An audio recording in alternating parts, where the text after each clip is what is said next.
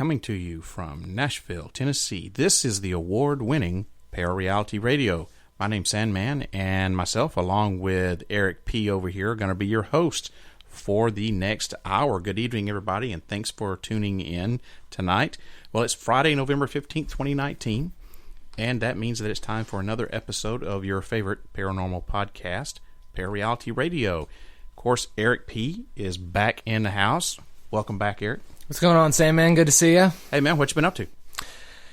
Man, just working, playing some soccer, won an adult league championship the other weekend. Sweet. Yeah, that was fun. Did you make any money? No, but actually this upcoming week they're treating us to dinner, so I guess that's good. That's good. Yeah. That's cool. Yeah. Well, welcome back into the studio, Eric. Thank you. All right.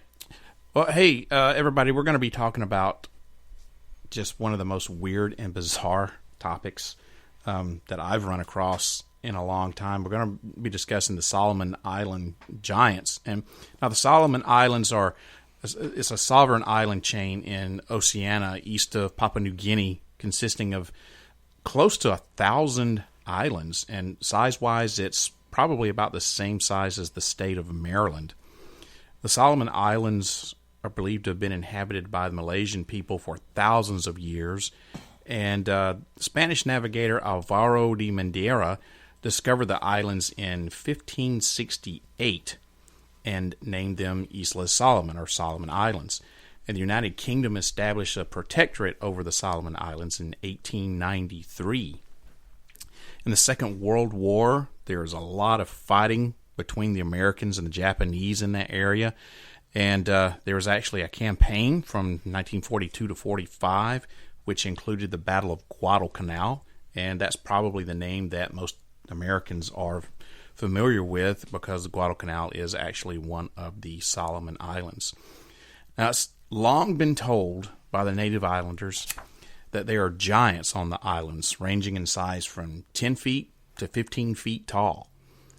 They have very long black, brown, or reddish hair, protruding double eyebrows and bulging red eyeballs, flat noses, wide gaping mouths, kind of Neanderthal, Sasquatch, Bigfoot, all rolled into one kind of looking creatures. They're also rumored to be highly intelligent. They have a chosen leader who put an end to the eating of the islanders that happened in the past, because they are also rumored to have a violent side to them that included eating the islanders. And their leader said, we're not going to eat you guys anymore, and put an end to it. And they're also rumored to have a vast underground cave system underneath the islands that has some sort of mysterious lighting system. I mean, it's just really weird and bizarre. There's a whole lot more to it that we're going to get into beyond just that. So, is this really all true? Are there really 10 to 15 foot tall giants living underneath the Solomon Island chain? And if so, are they really intelligent creatures? Are they violent? Are they cannibalistic? Are they all three rolled into one? Are they even of this planet? Are they from somewhere else? Well, that's what Eric and I are going to be investigating tonight, and a little bit more than that here on this episode of Parareality Radio. So to learn more, you're going to have to tune in and find out. But before we get started, let me tell you how you can get in contact with us, because there are a few different ways that you can go about doing it. First of all, you can always go to the show website, parareality.com. Or you can just send me an email directly. That's sandman@parareality. That's sandman@parareality. Or you can visit the Parareality Radio Facebook page just by going to Parareality Radio on Facebook. And you can follow me on Twitter at ParaRealRadio. And finally, you can call the studio line, 615-692-1170, and leave me a message. Just be aware that I may play your comment back on the show. If you don't want me to do that, you need to tell me in your message. Simply by leaving me a message is giving me permission to play your comment back on the show. And you can always get in touch with Eric on Twitter, and that's at World We Live In Pod. World We Live Pod. World We Live Pod. I was so close. So close. So close. So those are all the ways you can get in touch with us. World We Live Pod on Twitter for Eric, or you can get in touch with me at Parareal Radio on Twitter. Call the studio line, 615-692-1170. Leave us a message, or just email Sandman at Parareality. So those are all the ways you can get in touch with me and Eric here on Parareality Radio. And time to do a fan mail, Eric. Oh, perfect. So I have a couple. Oh, nice. That I'm going to do. Yeah. So this one, I cannot remember who sent this to me. I can't remember if this was a Facebook post or tweet or an email. I've looked back through everything and I can't find this. And I could be making it up too, but I swear to God, someone sent me something that asked me if Graceland had ever had a paranormal investigation. I saw you tweet that out. Yeah. Yeah. And the short answer to that is no. Mm-hmm. No. So whoever asked me that, number one, I'm sorry I forgot to answer your question earlier, and I'm also double sorry that I can't remember who you are. But no, there has never been a paranormal investigation at Graceland, and according to Priscilla Presley, there never will be. She's not down for that. She doesn't want to take Graceland in that direction. I can't say that I blame her too much. I don't think that Graceland needs any help with publicity. I've been there once, and they've got it going on, man. They do. I mean, the visitor center and the Elvis Presley Museum and all that stuff across the street, and then that was more interesting to me actually than Graceland itself. I mean, but trust me, they don't need any help to draw visitors to them.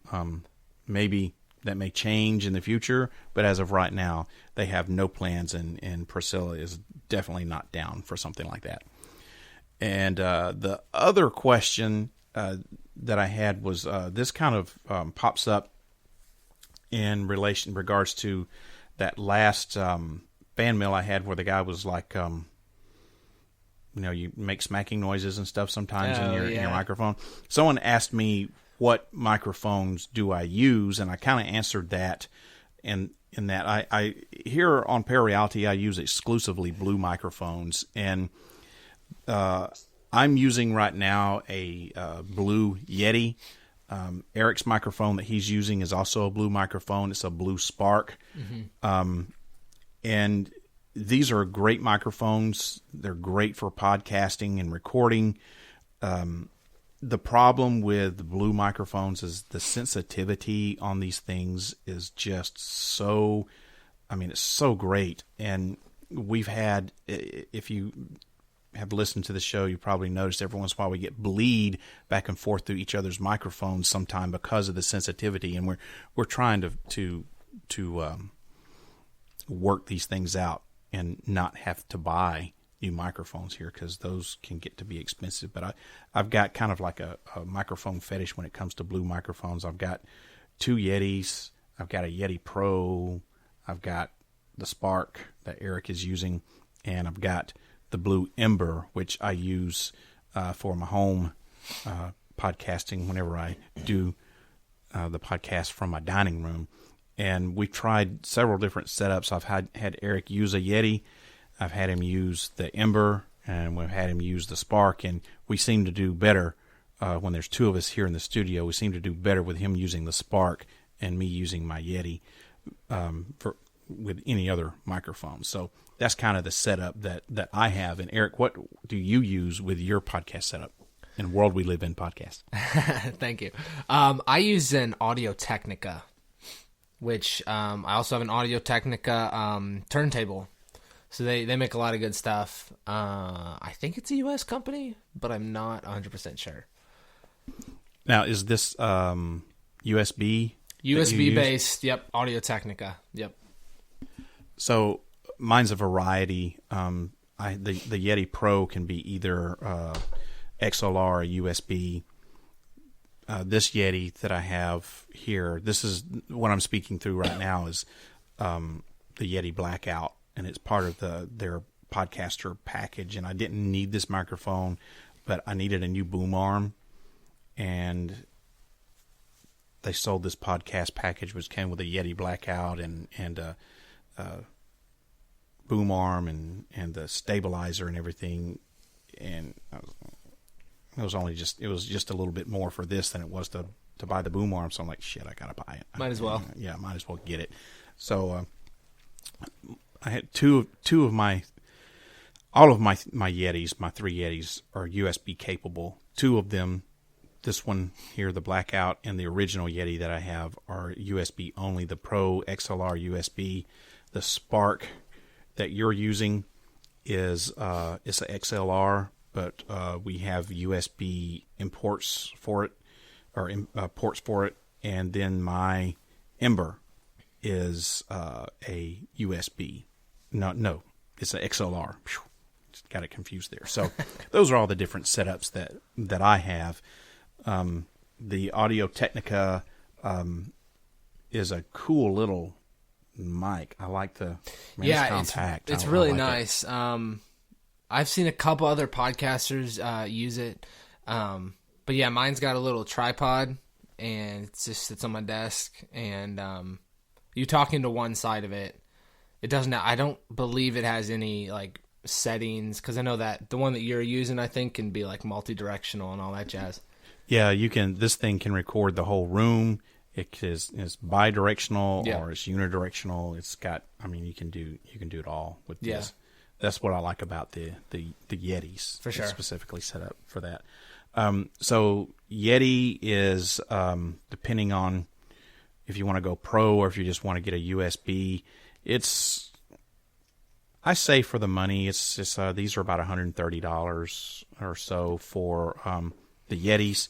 The Sparks, depending on if you want to get an XLR or USB, it goes up. And the Ember, which is one of the newest for Blue microphones, it's a strictly XLR. It's $100, and it is a great microphone, but it's just unidirectional. So, how about your Audio Technica? Is it like a good introductory? It is. Yeah, it was very similar. I think it was like 129, 119, something like that. So yeah, that's not bad. Yeah, I like your little Audio Technica. Yeah, it's solid for what I do, my little bedroom studio. Yeah. Well, all right. Well, thank you guys for asking those questions, and we've wasted enough time now. Let's get into talking about these Solomon Island giants. Now, this was actually suggested to us by a listener. I think his name is Mike. His email address is some weird Friday bocal something like that, and he's gonna send me a Facebook message and laugh at me for slaughtering that again. But yeah, so this was a suggestion by one of our listeners, and Eric was like, "Man, let's do it." Yeah. So I'm like, "Okay, let's do it, Eric." So I'm going to let Eric. Basically, he's going to host the show. I'm just going to be the co-host tonight. And man, I got to say, Eric, this is one of the most bizarre things that I have investigated in a long time. This has almost everything in it, especially if you're a conspiracy theorist. Man, this one's great. Yeah, this one has it all. Yeah, huge thank you to Mike. For suggesting this. And what's interesting is I had just done an episode about some weird happenings in Afghanistan and Iraq during the war there.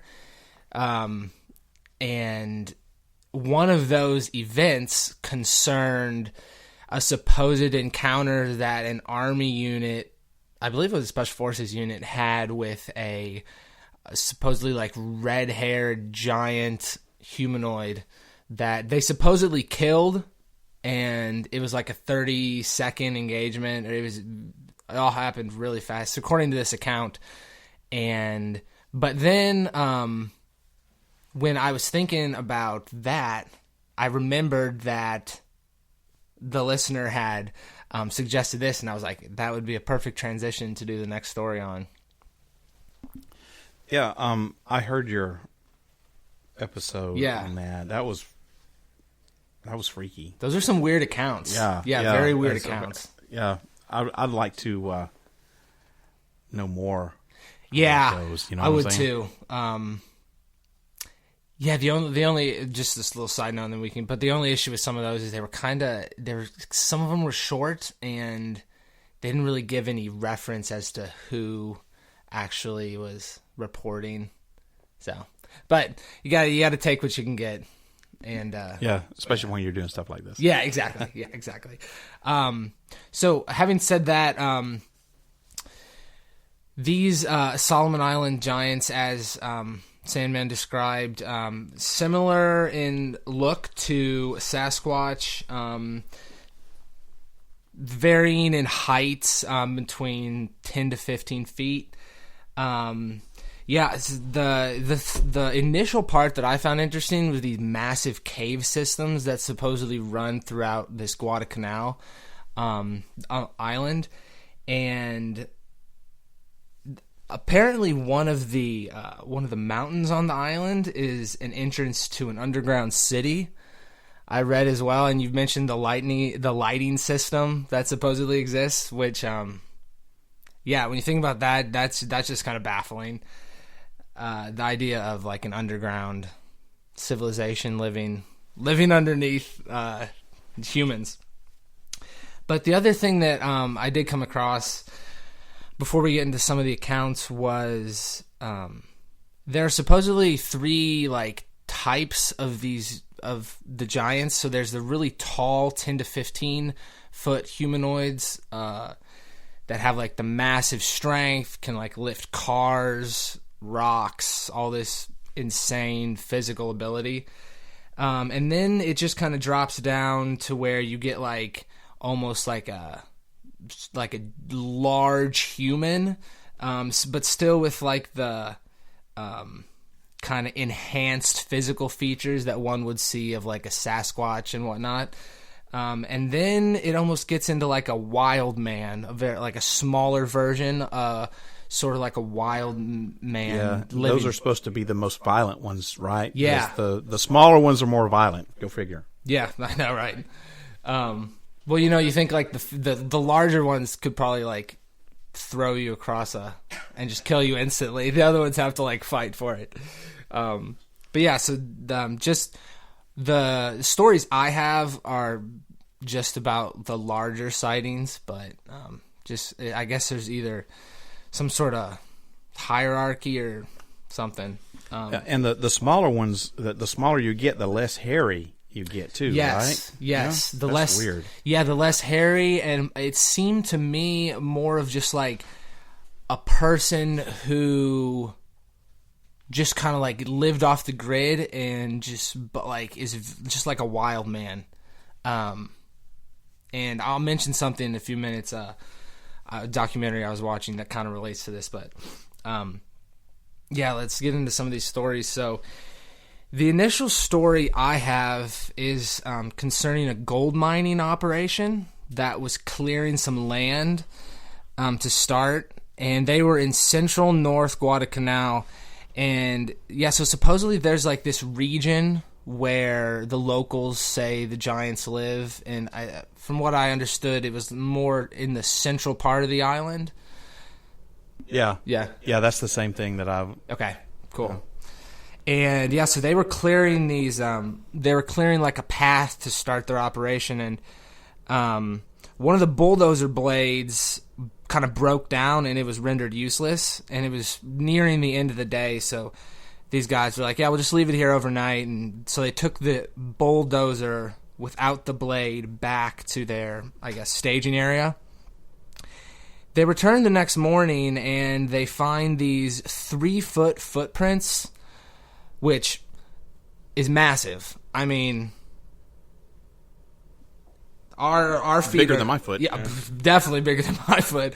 Yeah, our feet are like, I mean, barely even a foot. So they found these massive footprints close by. and they located this broken down blade 100 meters away from the supposed site of where it broke down. And the conclusion that these workers came to is that something had moved it, and they said that it was most likely thrown. So, if you've ever seen a bulldozer blade, it's just a giant hunk of metal, and I don't even think a group of 10 men could move it with their hands. No. Depending on, their different size bulldozers, obviously, but, I mean, if you're going to be bulldozing in the jungle, you'd think that it's probably a pretty big old bulldozer. But it doesn't matter how big it is. One man, or even two, not going to get it done. No. You're not going to tote it away, and you're definitely not going to throw it any distance. Oh, no way at all. Yeah. So they came to the conclusion that it had been moved, which begs the question: what moved it? Yeah. Or who? Yes, exactly. So the next account is actually an interesting account because it includes some government officials. And so, did you get a lot of your information from this guy named Marius? That is where the majority of the information about the Solomon Island giants come from. Yeah. Is this one source? This let's see, Marius Boranari. Yeah, something like that. Mm-hmm. Yeah. So this guy apparently is a helicopter pilot and lived on the islands for a long time. Married a native islander, and that's where he first learned about the giants. Was actually from his wife, and then he got interested in them and started researching and interviewing people, and wrote a book. You find it on Amazon called Mysterious Solomon Islands. Yep. Yeah. So the majority of the information out there, and you did the same research I did, the majority of the information out there comes from this dude and his book. Yep, exactly. And so this story concerns him, and so he was watching over some spare parts for an American helicopter pilot that I guess was out of the country at this point. And his office where he was doing this was just across the way from the Guadalcanal provincial headquarters. And he would travel across the street sometimes to have lunch and grab a couple beers with what was then the premier and the finance minister. And they told him of a story where they had taken a trip up to one of these gold mines again. So I think there's another interesting point that these raw materials are associated with where these giants live. I don't know if there's some connection. That's interesting because I hadn't thought about that until right now, until you brought it up. Yeah. That could be. It could be, yeah. Maybe they're using the raw materials for themselves for something. Yeah, something. That's interesting. Mm-hmm. Interesting theory. Okay. I didn't come across that in the reading, but just an interesting thought. Yeah. So yeah, they went up to one of these gold mines again, and they were in a twin cab Toyota Hilux, which is a Toyota pickup truck, and apparently it had just rained, and their Toyota got stuck in the mud, and they had just passed a village, I guess, that was just back up the road, and so when their truck got stuck, they went back and grabbed some men to come back and help them move the truck out of the mud so they could continue their journey. However, when they were making their way back, they had to stop because they apparently saw two giants moving this car back onto the road. Now, the thing I like about this story That's great. is that these giants are just helping some dudes out. They are helping them get the car back on the road so they can keep going. So it's not definitely... Yeah, man. I mean, I'm not going to eat you. I'm just going to put your car back on the road.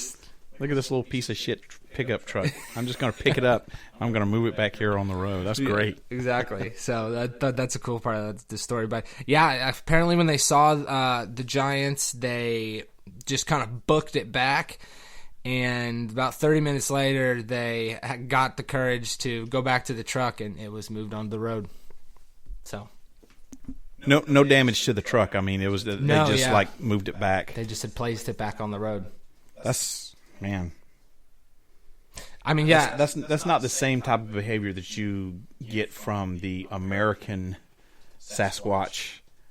You know, because the American Sasquatch doesn't help people out by doing anything. He like throws rocks and stuff and beats their cars up. So yeah, the interesting part about I feel like that encounter is there's like a intelligent consciousness about what they're doing.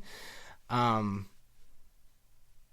mean, I feel like a lot of Sasquatch encounters I've heard is like they see a truck, like they're either gonna like hit it. Well, or... Yeah, if these creatures are living in vast cave systems underneath the island, and they have this lighting system of unknown source, they can't be stupid. No, yeah, you know? There has to be. Yeah, you're right. There has to be some intelligence. Also, I guess the wherewithal to know that the car needs to be on the road. I don't know. Just kind of like that. Good point. Yeah. So this next story starts to get a little strange. This is a story of a woman who was supposedly kidnapped by the giants. Is this the mango story? This is the mango story. Oh, yes. Yeah. Yes. Okay. So this is very strange. I love the mango story. Yeah. So she was supposedly kidnapped by these giants. She spent 25 years with them. Individuals close to her had assumed that she was dead until she was found pregnant, wandering aimlessly through a garden on the northeast coast. They said her skin was slimy and you couldn't even grab her. They had to get these like rough leaves apparently and like grab her with the leaves so that the leaves would provide some sort of traction. When they, I guess, got her back to safety and all that, she was mentally unstable for the rest of her life. And she gave birth to a giant half-bred human boy who lived, and this is kind of a gruesome part. I love that. Giant half-bred human boy. I know. Yes. We got to get shirts made up for that, man. And he lived till he was 5. Unfortunately, he was killed by one of her brothers, apparently. Yeah, I was fascinated by this story when I read it. First of all, it brought back memories of Saturday Night Live. Mango. Yeah. I mean, I wonder if that had anything to do with the inspiration for that bit. Wow, it's interesting. It's possible. Probably not, but like I said, we did the same research, and when I ran across this story, it fascinated me in the fact that, number one, they just automatically assumed that she was kidnapped. She just disappeared one day. So they don't, how do you associate? Yeah. How do you associate? Well, Mango has disappeared, so she had to been kidnapped by the giants. I don't, but anyway, they do have a history of being violent towards the islanders, and according to the oral history, they used to eat them. So I guess it kind of makes sense. But then you have this woman who was missing for 25 years who mysteriously shows up, and she is freaking insane. And I guess if she had been held against her will for 25 years and, for lack of a better word, raped and sexually abused, maybe she was a sex slave or something. I don't know. But where does the slime come in? There's no explanation for what the slime is, why was she so slimy? How did she get that way? That's what really, above everything else, I know it's weird, but that's what fascinates me is what the F with the slime? Where does this come from? Are these giants slimy? I don't know. Yeah, I mean, that is that's a tough part with these secondhand accounts is a lot of the detail either is lost or they don't explain. But my only, if you go with the path that she was abducted by these giants, my only guess is that they, maybe their form of cleanliness is not showering. It's some sort of, I don't know, natural, if you will, remedy, and that they had done the same thing to her, or... That actually makes sense, especially if they're covered with fur. Maybe they put some sort of weird... matting, I don't know, some sort of thing to mat down, I don't know. That's really weird.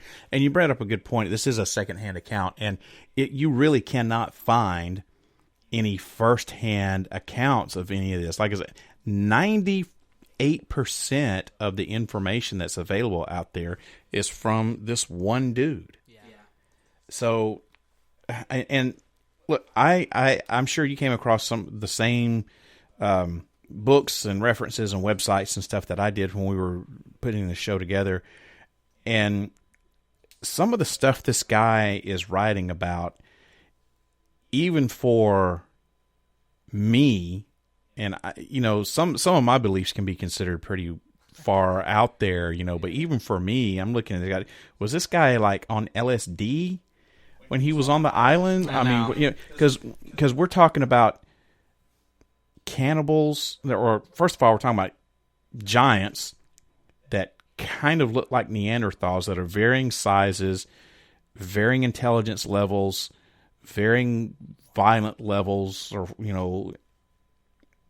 with underground cities and lights that you don't know where the source comes from. And now you've got some of them eat people and some of them help people, and some people get kidnapped and used for breeding stock. And then at some point in there, and we're going to talk about this I know later on at the end of the show, but at some point in there, UFOs come into play. And I'm like, this is just all over the place. I said at the top of the shows, is one of the most bizarre things that I think I've ever investigated. And I want us to save the UFO for the second half here. So, but this whole thing is so bizarre. But if this guy is just recounting tales that he heard, then, where does the UFO thing come in? Because this is his own, I don't know. Anyway, I'm getting ahead of everything. So anyway, continue. So we have Mango, who she died, right? She did pass away. Now, how did she die? Did she die? I think she just died of giving old birth, age. Oh, really? Yeah, no, I think I don't think I noted that down, unfortunately. But yeah, from what I understand, I don't think it said that she died from birth. Which is an interesting idea, that she could give birth to a giant human/giant. You see what I'm doing there? I don't know. The sizing doesn't add up, but yeah, how big was the child with the baby be? Mm-hmm. And then you got to look at the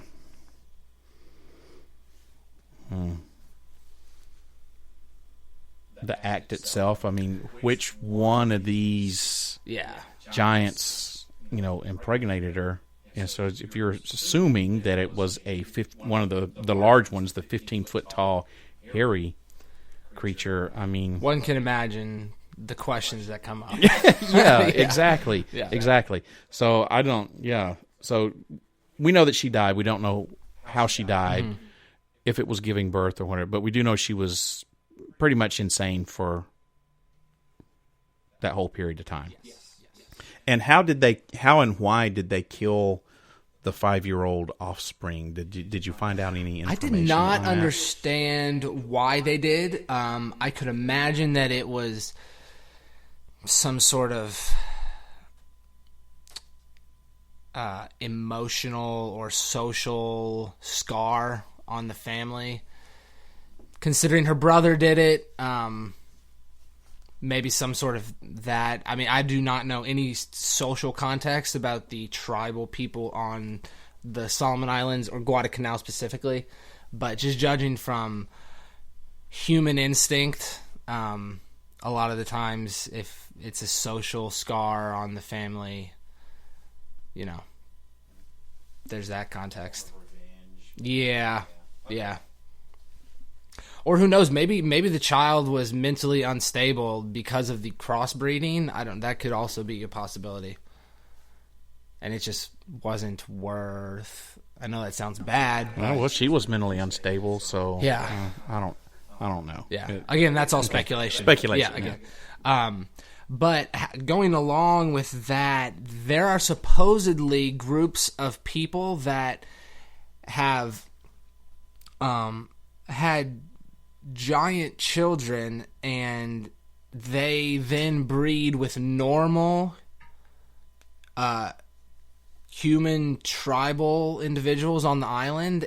And so you go from this half caste, half human to then like a fourth human, because obviously the familial lineage, a fourth, and then an eighth. Supposedly there are like large humans that have giant DNA that are living on the island, according to Marius and what he has heard from. So do these people live with the villagers, or do they live with the giants in the underground cave system? No, they live above ground. They had been separated from these giants, and they just kept interbreeding with the normal population. So there's a mix going on. So the islanders aren't quote unquote pure. Not all, according to It seemed like it was very small groups. Okay. Again, there's not a large population on the island to begin with, but. So did you come across any stories about the Guadalcanal, the Battle of Guadalcanal from 42 to 43 with the Japanese? Yeah. And having encounters with these creatures. So this has been going on since we've known about them globally, let's just say since 1942. Yeah. So what kind of stories did you hear about the Japanese? So I heard this one theory that the Japanese kind of, well, they encountered these beings, but then they didn't put up the resistance initially for the Allied landing, because they're either they were occupied or they just didn't think they had to do the work to defend because these giants were there. One of the things that I ran across was that the Japanese soldiers had numerous encounters with these giants that were most oftentimes violent. Yeah. That they didn't have sophisticated weapons. They used a lot of times what they had was like, which is equates to a giant club that they were using as weapons. And they were really aggressive towards the Japanese soldiers, and the Japanese soldiers would shoot at them, but apparently the bullets had very little to no effect. And at night, a lot of the Japanese soldiers were kept awake by the wailing and grunting and carryings on of the giants, and they got very little sleep, yeah, because they were afraid of what might be coming at them in the dark. And it didn't say, what I read didn't say, when these battles took place, it was daylight, dark, what the context was. It just says that, they had a lot of skirmishes, and it gave no numbers. I didn't get any, did Japanese lose X number of men, or did the giants lose X number of giants? It just said they had a lot of battles and Yeah. bullets didn't really work. Yeah. Which is similar to what some Sasquatch encounters. The bullets just don't have any effect on the beings. What I was gonna say is that I think I might have texted you this. I recently watched a Missing 411 documentary about hunters, and it was hunters and hikers. And what the deal was that, the Missing 411 phenomena is people who vanish without a trace. Multiple search parties are done. Nothing's found, or very few items of clothing are found. The dogs can't get any tracks, anything like the dogs can't get any scent tracks or anything, and these people just sort of vanish out of nowhere. And David Paulides is the name behind the Missing 411 phenomenon. Yes, the Missing 411, David Paulides. Yes. And there's a part in this documentary, and David Paulides included it not because it has anything to do with the Missing 411 phenomena, but the fact that it was a wild, documented encounter, not visual, just audio, but the audio was recorded and analyzed by a professional. But what happened was there was this group of guys who they had this hunting camp in California. They didn't give the location because they didn't want anybody knowing where it was. But these men encountered these creatures that would come out at night, and similar to what you just mentioned with the Japanese hearing like the whoops and hollerings, and these creatures would they would just holler, and there was some sort of communication.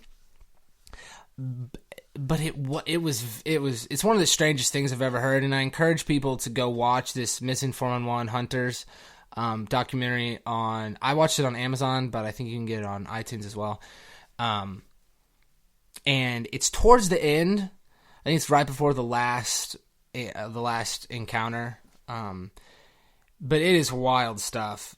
I've never heard anything like it, and these guys had never heard anything like it.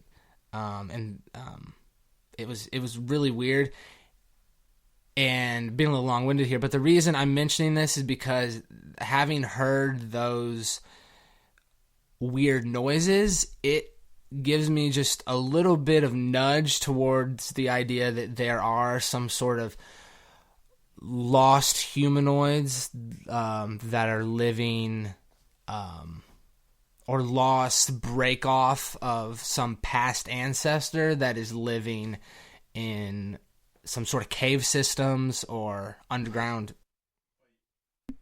Well, that's one of the theories of the American Sasquatch or Yeti. Yep.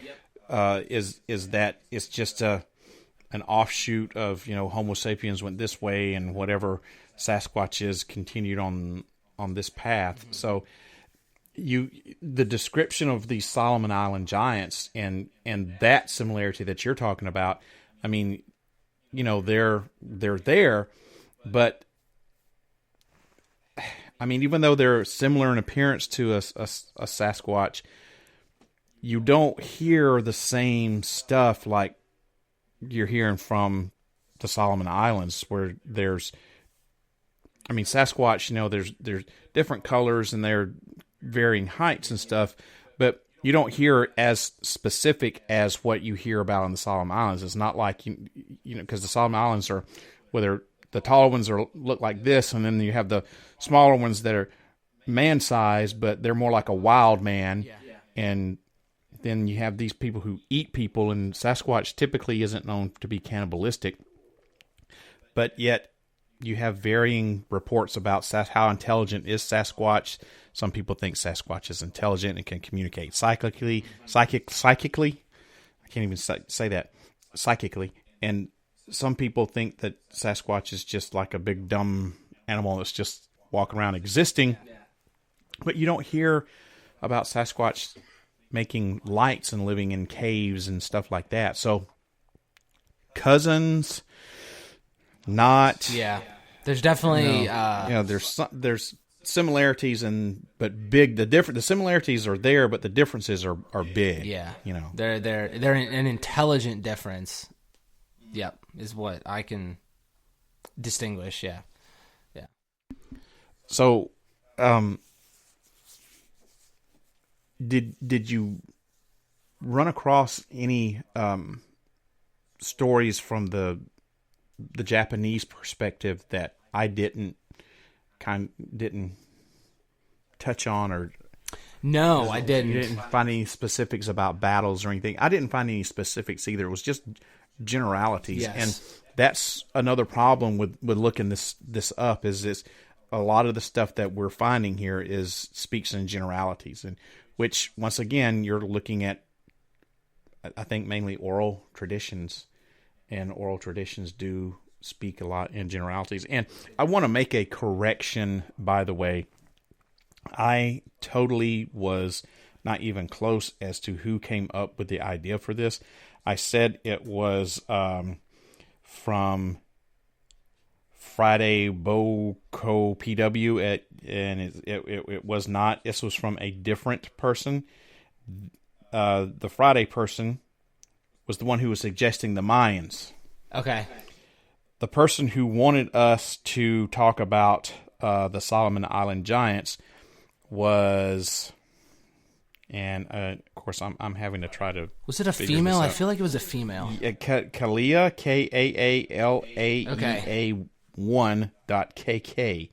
So thank you, Kalia1. Yeah. And it was not Mike. Sorry, Mike. And I'm sorry for giving Mike the wrong credit or insulting Kalia. So I just wanted to make that clarification. Yes, definitely good clarification. Yeah, so those are really the only solid stories that I got out from Marius's website. Again, I didn't get the book. Just to clarify, we did not get the book. No, I did not get the book. But I want to talk about these freaking UFOs. Yeah, please. Man. So one of the things that this guy talks about being on the Solomon Islands is a UFO base. Now, how this relates to the Solomon Island giants, I have no clue whatsoever. Yeah. But there is apparently a UFO base. There's more than one, but the main one is on Mount Dragon. There's a subterranean UFO base on Mount Dragon, and the entrance is actually underneath this a waterfall lake that's about 2,500 feet high on the western side of a 3-mile long valley. And he says UFOs can be seen coming and going from this lake multiple UFOs every night, all night long. And there have been, supposedly, these UFOs have been there for over a century, according to what he gathered from his sources on the island, and that the islanders call these things dragon snakes.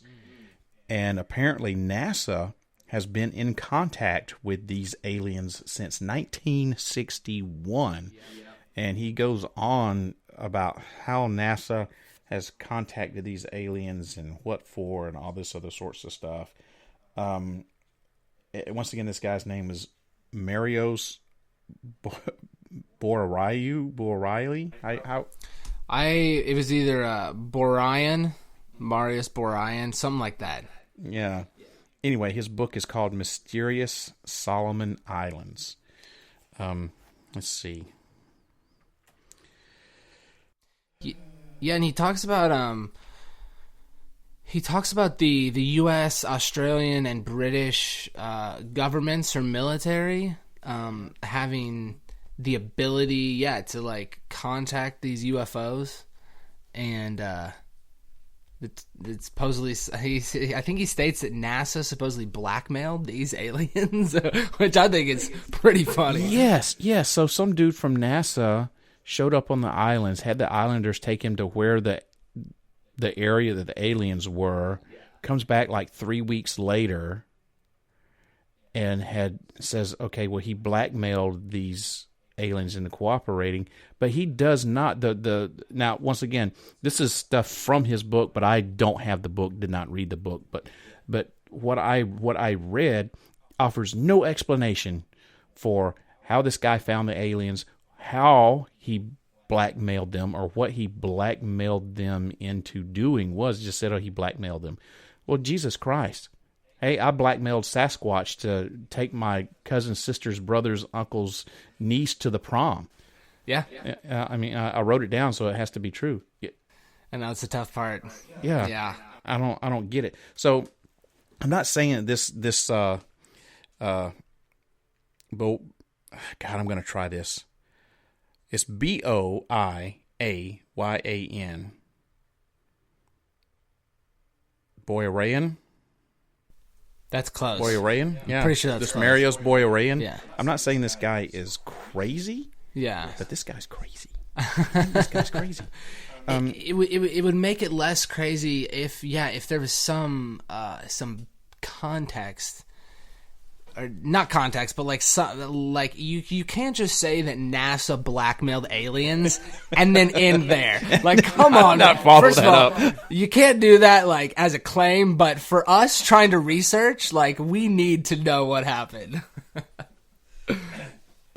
I need to try to reach out to this guy. Yeah. There's an email address. Yeah. And oh God, I did not know that. Yeah. Oh my God. Yeah. There's an email address here, so I must have that. I must have that email address. I have to reach out to this guy and see if he wants to come on the show. Yeah. I mean, Jesus Christ, we can't. Now that we know about this and what his claims are, there's no way we can't reach out to this guy. Yeah. I mean, at least he will have some good stories. At the very least. And maybe he can go into explanation or some more info. Yeah. Maybe so. Yeah. I don't know. So we are running out of time. Yeah. I hate to have to cut this short, man. This is so bizarre, and like I said, it's one of the more bizarre things that I've ever looked at. I've been doing this show a long time, and I've looked into a lot of bizarre stuff. This is like up there, like on the top 10, maybe top 5. This is super bizarre. There's got to be more to the story, and we can't just leave it at this. We're going to have to investigate this further. So thank you. What was her name? Kalia?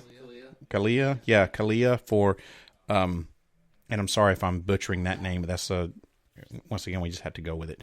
Thank you for bringing this to our attention and having us do this as a topic for the show. And thank you, Eric, for taking the lead on this and looking into this. Yeah, and man, it was freaking amazing.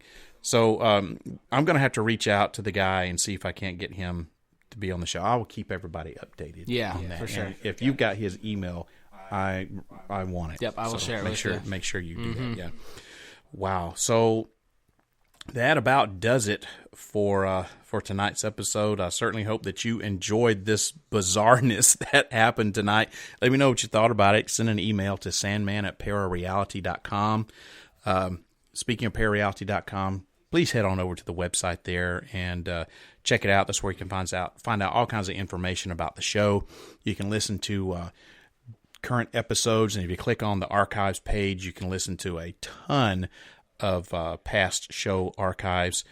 And if you click on the extras tab there, it'll take you to an area where you can join the forum, shop in the Parareality Radio store, and watch some stupid videos and stuff like that, and kind of have some fun there on parareality.com. And there's also a section that's has the latest paranormal news from around the globe that's updated just about every day or every other day. So if you're a paranormal news junkie or a weird news junkie, that is your great source for your fix. It has everything from aliens and UFOs, ghosts, cryptozoology, weird stuff, ancient astronauts, all that stuff's right there on the news section. So head on over to parareality.com and click on the news. And make sure you follow Parareality Radio on Facebook and Twitter. My Twitter account is @ParaRealRadio. Eric, for his podcast with World We Live In Podcast, is World We Live Pod. World We Live Pod, yep. On Twitter. do you have a Facebook page? I have an email address. Email World We address. Live In podcast at gmail.com. Okay. Yes. World We Live In podcast at gmail.com. So those are all the different ways you can get in touch with us here on Parareality Radio and World We Live In podcast. And if you like this show, I suggest that you tune in to World We Live In podcast with Eric. He can be found at most of your usual streaming platforms, but specifically on Podbean. Podbean and Apple Podcasts. Probably. Do you have another episode that's coming up here soon? Yes, or? I'm going to do one next week. Yep. Sweet. So I did the one on the weird happenings in the Middle East, and then I just did one. One of my best friends just moved to Boise, Idaho, so I did a whole episode about like not strange Boise, but just like what Boise has that you would never think they do. Yeah. So. All right, I'm going to have to check that one out too. It's interesting, just period. Yeah. I almost moved to Boise at one point. Did you really? Yeah. Wow. I'll have to tell you that story. Yeah. So, speaking of podcasts and stuff, you can now listen to Parareality Radio on a variety of different websites and streaming platforms. Of course, you can hear it right here on Spreaker or on parareality.com, but you can also listen to it on Facebook. You can do YouTube. My YouTube account is Parareality 1, the number 1. If you want to stream the show, you can do it from Google Play, Stitcher, Player FM, Spotify, all your usual streaming platforms. Haven't got on Apple yet. I'm having problems with my Apple account. I think I'm going to have to create a new one. It's a long story. So, yeah. So, anyway, I keep saying, Apple's coming soon. Apple's still coming soon, so just hang in there. Maybe next year, who knows? But any other platform but Apple, you can listen to me there.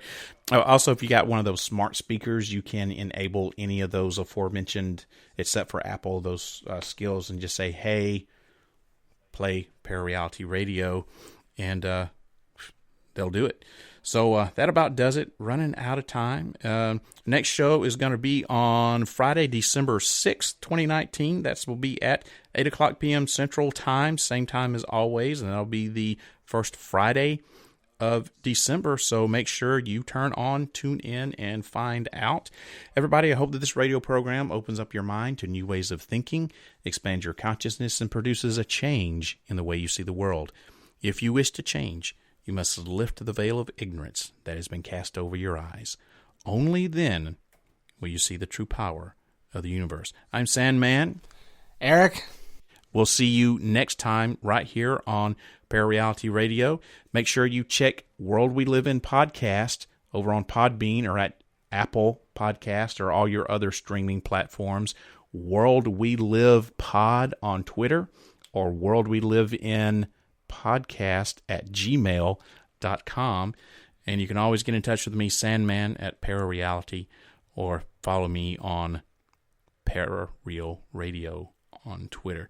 Well, that about does it for this episode of Parareality Radio. I hope that you guys enjoyed this bizarreness, and we're definitely going to be following up on this, and hope you have a great Friday evening, a great weekend, and we'll see you again in a couple of weeks, or maybe even sooner than that. Who knows? Take care, everybody. Good night. If you wish to change, you must first lift the veil of ignorance that has been cast over your eyes. Only then will you see the true power of the universe.